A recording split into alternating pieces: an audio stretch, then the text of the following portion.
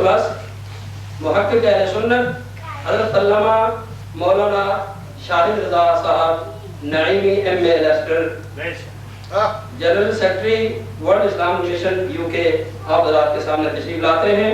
آپ کا استقبال کیجیے گا اور بلند آواز سے نعرہ لگائیں. نعرہ تکبیر، نعرہ تکبیر، نعرہ رسالت. نعرہ کچھ دوجیاں واسطے پایا بلند آواز سے. نعرہ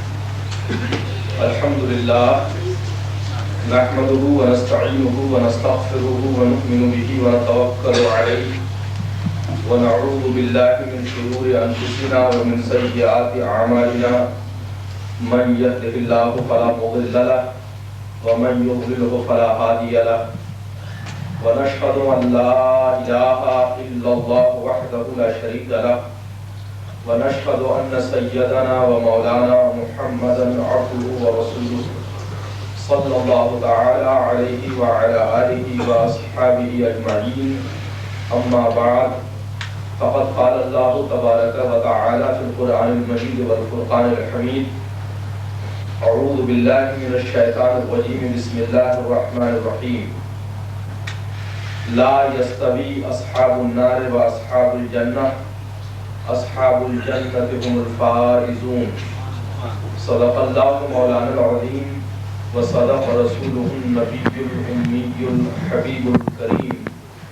إن الله وملائكته يصلون على النبي يا أيها الذين آمنوا صلوا عليه وسلموا تسليما. على سيدنا ومولانا محمد وعلى آل سيدنا ومولانا محمد وترضى بأن تصلي عليه صلاة وسلاما عليك يا رسول الله. صلى الله على النبي الأمي وآله صلى الله عليه وسلم صلاة وسلاما عليك يا حبيب الله. صلى الله على النبي الأمي وآله صلى الله عليه وسلم صلاة وسلاما عليك يا نبي الله. قابل صدر احترام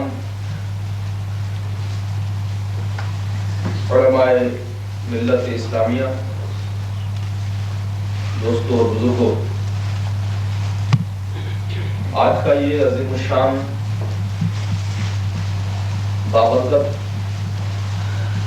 شدید سردی کے باوجود گرم جوشیوں سے بھرپور یہ جلسہ حضرت مولانا محمد اعظم صاحب چشتی کی محنتوں کو خراج عقیدت پیش کرنے کے لیے دارالعلوم جامع چشتیہ منیر الاسلام کے افتتاح کے سلسلے میں منعقد ہو رہا ہے. میں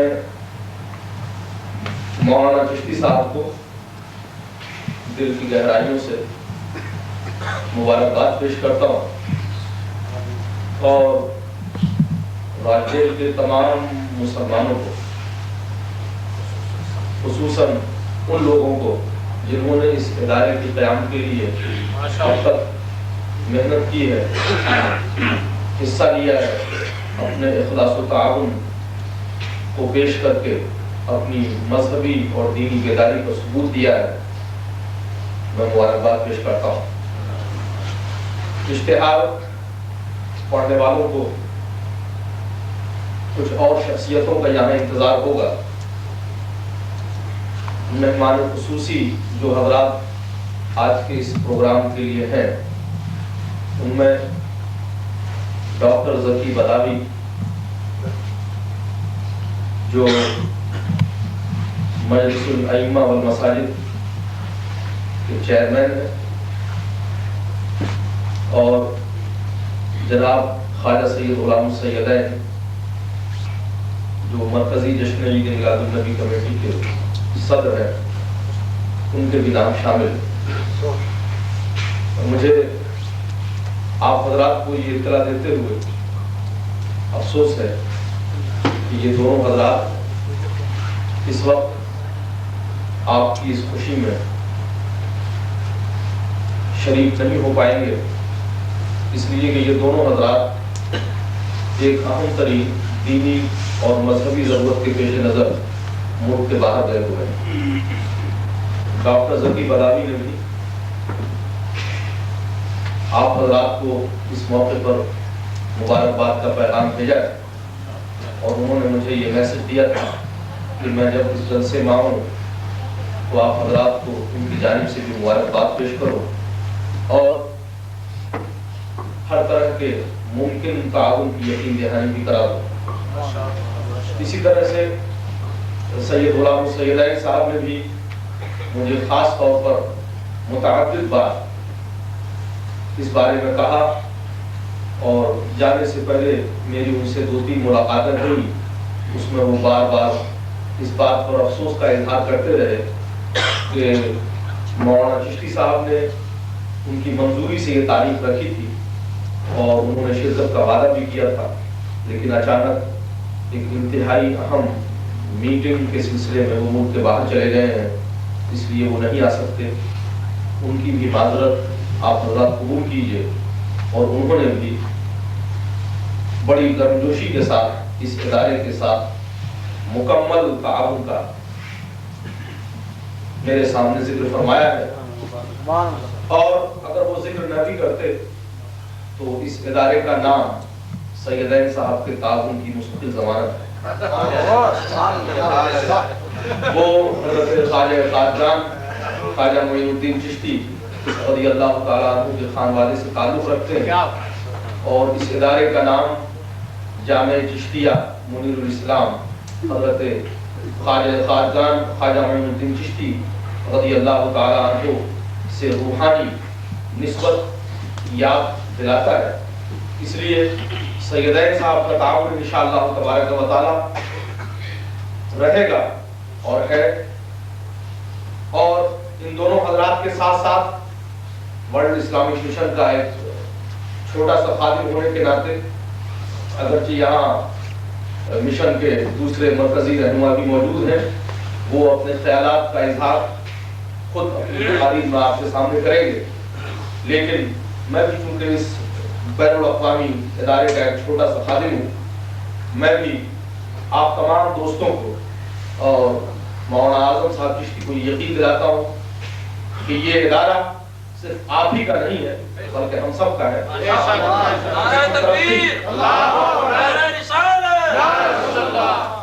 اس کی ترقی ہم سب کے دل کی اولین خواہش ہے۔ اس کے قیام کے بعد اس کی بقا کے لیے، اس کے فروغ کے لیے، اس کی ترقی کے لیے ہم ہر وہ خدمت اور ہر وہ تعاون کریں گے جس سے یہ ادارہ اپنی منزل کی جانب تیزی سے گامزن ہو سکے۔ انشاءاللہ تبارک و تعالی ہم شانے سے شانہ ملا کر، قدم سے قدم ملا کر، صرف گفتار کی دنیا میں نہیں بلکہ عمل کی دنیا میں مولانا چشتی کے ساتھ ہیں۔ اس ادارے کو ہر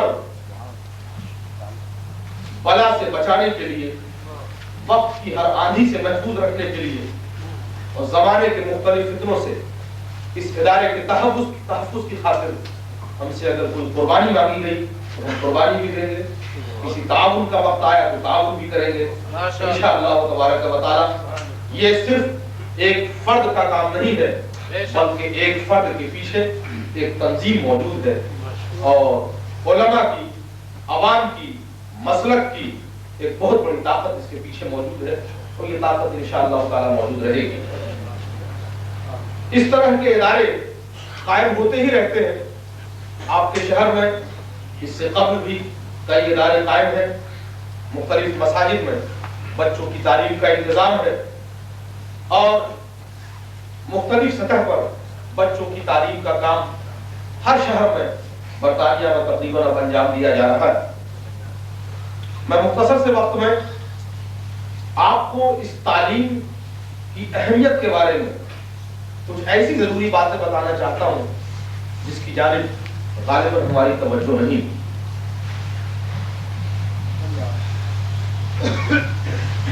دین کی تعلیم ہو یا دنیا کی تعلیم،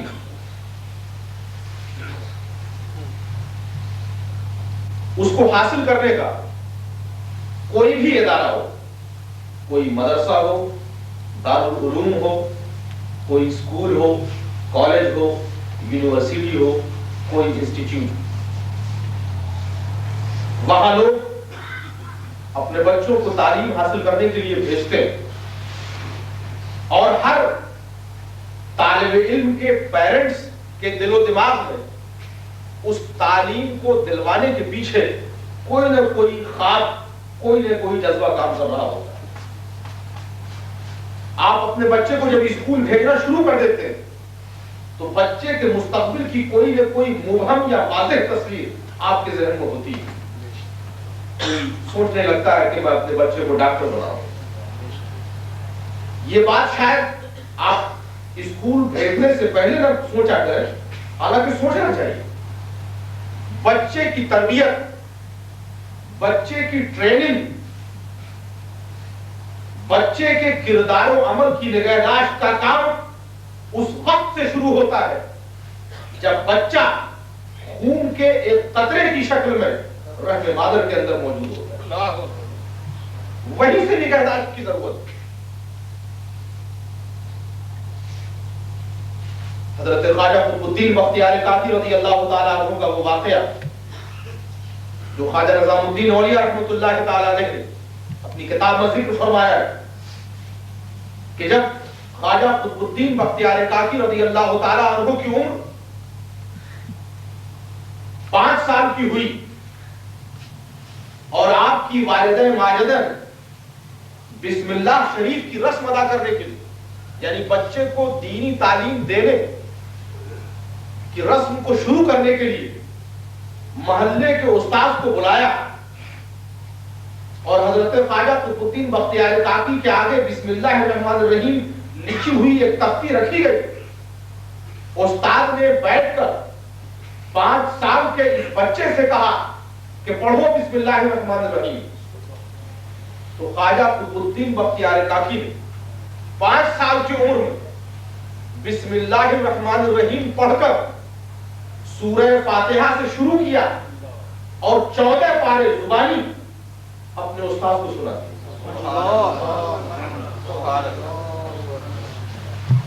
استاد کو حیرت ضرور ہوئی، لیکن جب وہ 14 پارے پر رک گئے تو استاد کو دوسری حیرت ہوئی. استاد نے کہا کہ صاحب زادے تم نے 14 پارے سنا دیے، اب سبحان الذی اسریٰ سے 15واں پارہ کیوں شروع نہیں کرتے؟ تو حضرت خواجہ قطب الدین بختیار کاکی نے کہا کہ مولانا صاحب میں نے اپنے والدہ کی پیٹ میں 14 پارے ہی سنے تھے کہ میری ولادت ہو گئی. جب میں اپنی ماں کے پیٹ میں تھا تو میری والدہ روزانہ قرآن پاک کی تلاوت کرتی تھی، تو 14 پارے میں سن سکا تھا، اس کے بعد میری ولادت ہو گئی. تو جو کچھ میں نے ماں کے پیٹ میں سن لیا ہے وہ مجھے یاد ہے، میں نے 14 پارے سنا دیے. ہماری ماں ان کے رحم میں مستقبل کا بچہ ہوتا ہے اور وہ ٹی وی کے سامنے بیٹھ کر ناچ بھی دیکھ رہی ہوتی ہیں، گانے بھی سن رہی ہوتی ہیں، ننگی اور اڑیا تصاویر کے مناظر بھی دیکھ رہی ہوتی ہیں، تو اس کے اثرات بچے پہ پڑتے ہیں. اسی لیے میں عرض کر رہا ہوں کہ بچے کی تربیت کا کام تو وہیں سے شروع ہو جاتا ہے جب بچے کی ابتدائی منزل خون کے چند قطروں کی شکل میں ماں کے پیٹ میں موجود ہوتی. تو شاید اس وقت کوئی نہ سوچے کہ مجھے اپنے بچے کو کیا بنانا ہے. جب ایک چھوٹا سا بچہ ماں کی گود میں جھولتا ہے اس وقت شاید ماں یہ نہ سوچے کہ مجھے اپنے بچے کو کیا بنانا ہے. جب بچہ 2 سال کا ہو کر شوخیاں شروع کرتا ہے اس وقت شاید ماں باپ نے سوچے کہ مجھے بچے کو کیا بنانا ہے. جب بچہ 4 سال کا ہو کر ٹوٹی پھوٹی زبان میں باتیں کرنے لگے شاید اس وقت ماں باپ کو یہ خیال نہ ہو کہ مجھے بچے کو کہاں لے جانا ہے. لیکن بچہ جب مدرسے میں پہنچتا ہے، بچہ جب اسکول جانا شروع کر دیتا ہے تو ماں اور باپ اس کے مستقبل کی تصویر بنانا شروع کر دیتے ہیں. کوئی سوچتا ہے کہ میں اپنے بچے کو انجینئر بناؤں گا، کوئی سوچنے لگتا ہے میں اپنے بچے کو پروفیسر بناؤں گا، کوئی سوچنے لگتا ہے میں اپنے بچے کو ڈاکٹر بناؤں گا، کوئی سوچنے لگتا ہے میں اپنے بچے کو مجاہد بناؤں گا. مختلف خیالات ہوتے ہیں اور مختلف جذبات ہوتے ہیں. میں پچھلے دنوں دسمبر میں جب امریکہ گیا تو وہاں کراچی کے ایک صاحب سے ملاقات ہوئی. انہوں نے ایک عجیب حیرت انگیز بات بتائی جو دلچسپ بھی تھی اور اتنی دلچسپ کہ مجھے یاد ہو گئی. وہ کہنے لگے صاحب کہ جب ہم کراچی میں رہتے تھے تو ہمارے محلے کی جو مسجد تھی وہاں ایک مولانا صاحب ہوا کرتے تھے، امام صاحب. تو وہ ہر جمعے کو تقریر میں باطل فرقوں کے خلاف تقریر کرتے تھے اور تقریر کے دوران ہر جمعے کو یہ کہتے تھے کہ مجھے میرے ماں کی دعا لگ گئی ہے. میری ماں نے میرے لیے دعا کی تھی کہ اللہ میرے بیٹے کو وہابی کا دشمن بنا دے.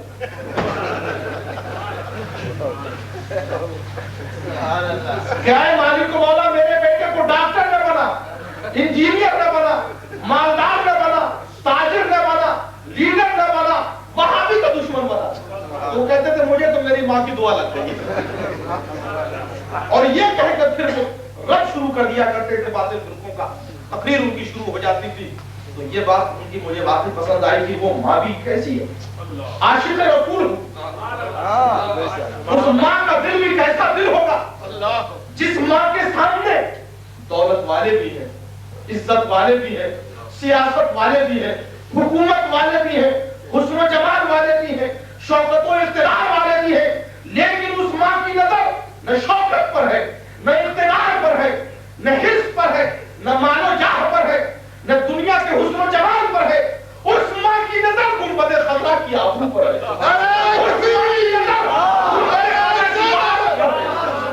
اس ماں کی نظر عشق مصطفیٰ پر ہے. اس ماں کی نظر محمد رسول اللہ کے گلی کے دستور وفا پر ہے. اے مالک و مولا دنیا میں دولت والے تو آتے رہیں گے جاتے رہیں گے. اے مالک و مولا دنیا میں حکومت والے تو آتے رہیں گے جاتے رہیں گے. میرے بیٹے کو رسول کا ایسا عاشق بنا دے کہ جو رسول کی عزت کو چیلنج کرے، جو رسول کی حرمت کی مانو مریادہ کو چنوتی دے، جو رسول کی غیرت کو چیلنج کرے. میرا بیٹا اس کے خلاف میدان جہاد کا مجاہد بن کر کھڑا ہو جائے. تو میں یہ عرض کر رہا ہوں کہ آپ جب اپنے بچے کو تعلیم کے لیے بھیجتے ہیں تو اس کے پیچھے کوئی نہ کوئی تصویر، کوئی نہ کوئی امیج، کوئی نہ کوئی کنسپشن، کوئی نہ کوئی تصور ضرور ہوتا ہوگا کہ آپ بچے کو کس لیے مدرسے میں بھیج رہے ہیں. میں اسکول کی بات یہاں نہیں پھیلاؤں گا کیونکہ یہ کسی ایک فل ٹائم برطانیہ کے اسکول کے رسم افتتاح کا پروگرام نہیں ہے. میں مدرسے کی بات کرتا ہوں. شاید ہی کوئی ایسا مسلمان ہوگا جو اپنے بچے کو 5 سال کی عمر میں، 6 سال کی عمر میں، 7 سال کی عمر میں مدرسے میں کسی مولوی صاحب کے پاس، کسی امام صاحب کے پاس، کسی عالم دین کے پاس نہ بھیجنا چاہتا ہو. مجبوریاں اور بات. کوئی اتنی دور رہتا ہے جہاں کوئی مدرسہ نہیں ہے، کوئی مسجد نہیں ہے، یہ دوسری بات. یا کسی کی اتنی حیثیت نہیں ہے، یہ دوسری بات. لیکن یہ ایک فطری بات ہے، یہ ایمان کا تقاضا ہے، یہ غیرت ایمانی ہے کہ کوئی مسلمان کتنا ہی گرا ہوا ہو، کتنا ہی بدعمل ہو، کیسا ہی گنہگار ہو، اس کے دل میں یہ تمنا ضرور پروان چڑھتی ہے کہ میں جو کچھ کروں میرے بیٹے کو، میری اولاد کو، میری بچی کو مسجد میں ضرور جانا چاہیے. میں نے خود یہ دیکھا ہے. شرابی بھی یہ چاہتا ہے کہ اس کا بچہ مدرسے میں جائے. سود کھانے والا بھی یہ چاہتا ہے کہ اس کا بچہ مدرسے میں جائے. بے نمازی بھی یہ چاہتا ہے کہ اس کا بچہ مدرسے میں جائے. مالدار بھی یہ چاہتا ہے کہ اس کا بچہ مدرسے میں جائے. غریب بھی یہ چاہتا ہے کہ اس کا بچہ مدرسے میں جائے. مزدور بھی یہ چاہتا ہے کہ اس کا بچہ مدرسے میں جائے. کارخانے دار کے بھی یہ تمنا ہے کہ اس کا بچہ مدرسے میں جائے. ڈاکٹر بھی یہ چاہتا ہے کہ اس کا بچہ قرآن پڑھے. انجینئر مسلمان بھی یہ چاہتا ہے کہ اس کا بچہ قرآن پڑھے. کسی بھی طبقہ فکر سے مسلمان کا تعلق ہو، اس کی تمنا ضرور ہوتی ہے کہ اس کا بچہ مدرسے میں جائے. میں نہیں جانتا کہ اس وقت اس مجمع میں زندگی کے کتنے طبقوں سے تعلق رکھنے والے مسلمان موجود ہیں، لیکن میں آپ سے یہ ضرور پوچھنا چاہوں گا کہ آپ اگر اپنے بچے کو مدرسے بھیجتے ہیں تو کس لیے بھیجتے ہیں؟ کیوں بھیج رہے ہیں؟ کبھی آپ نے یہ سوچا؟ آپ کہیں مولانا یہ تو کوئی مشکل سوال نہیں، اس کا جواب بہت آسان ہے. ہم مدرسے میں بچے کو اس لیے بھیجتے ہیں کہ اسے قرآن پڑھنا آ جائے. میں پھر دوسرا سوال کر دوں گا, آپ یہ کیوں چاہتے ہیں کہ آپ کے بچے کو قرآن پڑھنا آ جائے؟ آپ کہیں کہ صاحب قرآن کی خوبصورتیں چونکہ نماز میں پڑھی جاتی ہیں, اور صرف مدرسے میں نماز قرآن شریف ہی نہیں پڑھایا جاتا, نماز کی ترتیب بھی سکھائی جاتی ہے, تو میں یہ کہوں گا آپ کیوں چاہتے ہیں کہ آپ کا بچہ نماز پڑھے؟ آپ کہیں گے صاحب میں مسلمان ہوں, میرے مذہب میں نماز کا پڑھنا فرض ہے 5 وقت, میں چاہتا ہوں کہ میرا بچہ نمازی بنے, قرآن پاک کو پڑھنا سیکھے, میرا بچہ اسلام کی تہذیب, اسلام کی ثقافت, اسلام کے کلچر سے آشنا ہو, اس لیے میں اس کو مدرسے میں بھیجنا چاہتا ہوں. میں پھر پوچھوں گا اسلام کیا ہے آپ کے نزدیک؟ آپ اسلام کس چیز کو سمجھتے ہیں؟ آپ کے نزدیک کیا قرآن کا پڑھنا اسلام ہے؟ اگر قرآن کا پڑھنا اسلام ہو تو میں جانے کتنے کافروں کو قرآن کی کتنی باتیں, قرآن کی کتنی آیتیں, قرآن کی کتنی صورتیں زبانی یاد. موہن چند کرم چند گاندھی کو سورہ اخلاص زبانی یاد, اور رام چندر جو پنڈت تھا اس کو قرآن کی کتنی صورتیں زبانی یاد تھی. تو قرآن کا پڑھنا صرف اگر اسی کا نام اسلام ہو تو یہاں کتنے عیسائی ہیں جو اسلامک اسٹڈیز سینٹرز میں, یونیورسٹیز کے اسلامک سیکشنز میں لیکچرر ہیں, پروفیسر ہیں, یہودی عیسائی, جن کو قرآن کی آیتیں زبانی یاد. تو قرآن کا پڑھنا صرف اسلام کی علامت و نشانی نہیں بن سکتا. آپ کہیں گے کہ نماز اسلام کا ایک ضروری رکن ضرور ہے, لیکن صرف نماز اسلام کے تمام تقاضوں کو پورا نہیں کرتی. صرف نماز پڑھنے سے صرف آپ مسلمان نہیں بن جاتے. آپ بچے کو اگر قرآن پڑھانا چاہتے, آپ اگر نماز سکھانا چاہتے اس لیے کہ وہ مسلمان رہے, تو مسلمان کی نشانی تو یہ ضرور ہے کہ وہ قرآن پڑھتا ہے, مسلمان کی علامت تو یہ ضرور ہے کہ وہ نماز پڑھتا ہے, مسلمان کی یہ پہچان تو ضرور ہے کہ وہ کلمہ پڑھتا ہے, مسلمان کی یہ علامت تو ضرور ہے کہ وہ زکات دیتا ہے, مسلمان کو پہچاننے کا یہ ذریعہ تو ضرور ہے کہ مسلمان حج کرتا ہے, زکات دیتا ہے. لیکن اسلام صرف زکات کا, اسلام صرف حج کا, ایمان صرف قرآن کی تلاوت کا, اسلام صرف سجدوں کا, ایمان صرف نماز کی رکعتوں کے پڑھ لینے کا نام نہیں ہے. ایمان اور اسلام یہ تو محمد رسول اللہ کی محبت کا نام ہے. اسلام کی سب سے پہلی اینٹ, اسلام کی سب سے پہلی بنیاد عشق مصطفیٰ پر رکھی جاتی ہے.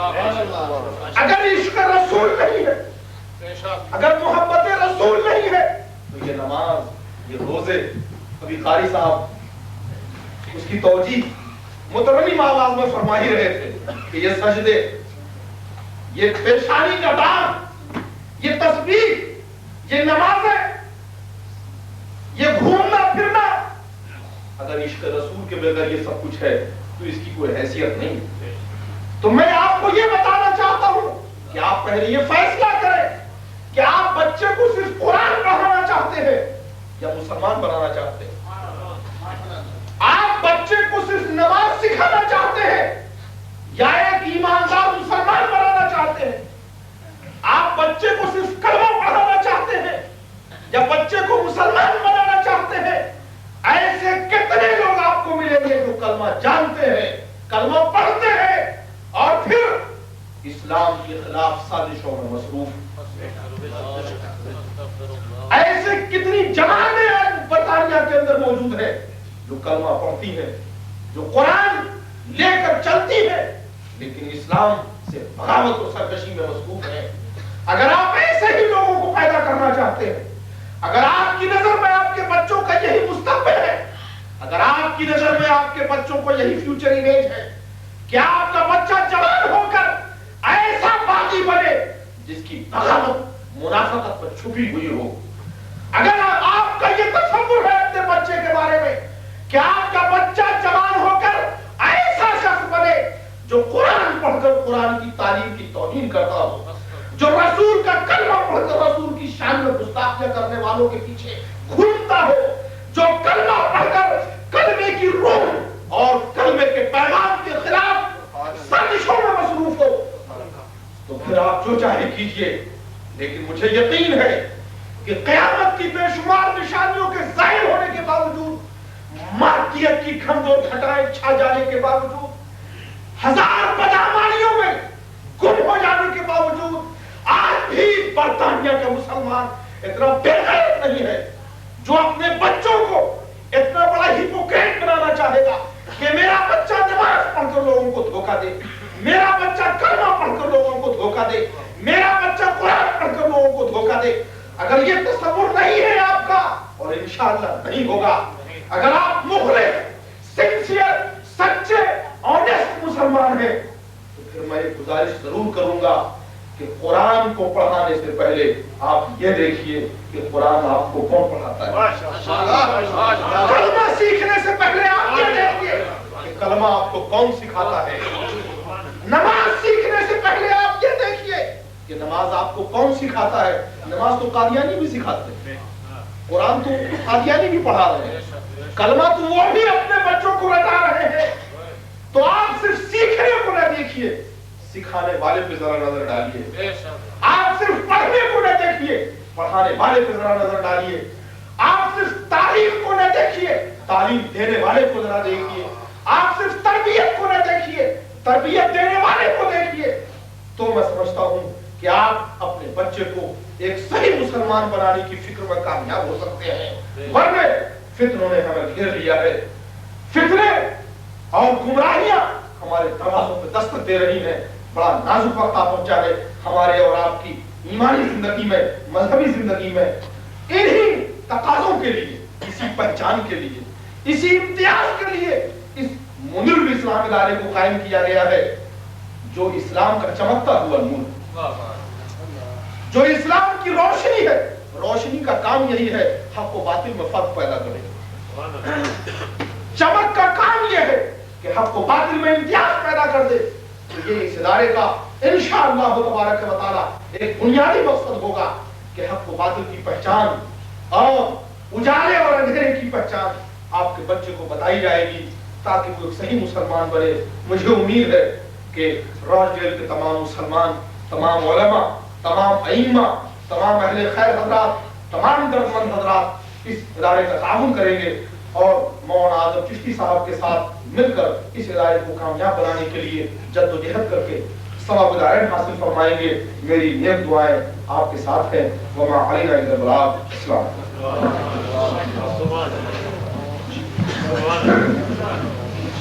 खून दिल दे के निखारेंगे रुखे बरके गुलाब, खून दिल दे के निखारेंगे रुखे बरके गुलाब, हमने गुलशन के तहफ़्फ़ुज़ की कसम खाई है।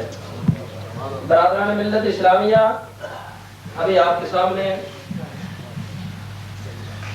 अहले सुन्नत व जमात के एक अज़ीम इल्मी और अमली सरमाया हक़ीक़ अहले सुन्नत असां या रसूल अल्लाह कहना है, असां या रसूल अल्लाह कहना है, असां या रसूल अल्लाह कहना है, असां या रसूल अल्लाह कहना है। दुनिया दी नजरों बच बच के, दुनिया दी नजरों बच बच के कमली दी छावें बनाए, असां या रसूल अल्लाह कहना है।